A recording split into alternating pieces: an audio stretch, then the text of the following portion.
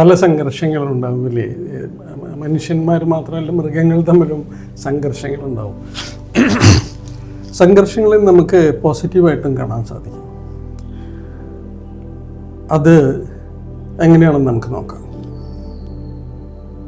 Bringing our experiences, all this shapes the way we see the world. സംഘർഷമുണ്ടാകരുത് എന്ന് എന്തിനാണ് ചോദിക്കുന്നത്? സംഘർഷം സ്വാഭാവികമാണ്.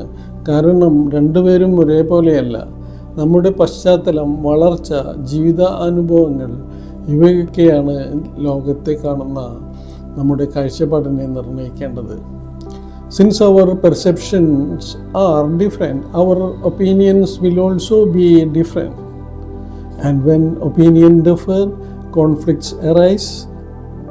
But remember, conflict itself is not the problem. The real problem is how we handle the conflict. നമ്മുടെ കാഴ്ചപ്പാടുകൾ വ്യത്യസ്തമായതിനാൽ അഭിപ്രായങ്ങളും വ്യത്യസ്തമാകും. അഭിപ്രായ വ്യത്യാസങ്ങൾ സംഘർഷങ്ങളിലേക്ക് നയിക്കാം. പക്ഷേ സംഘർഷം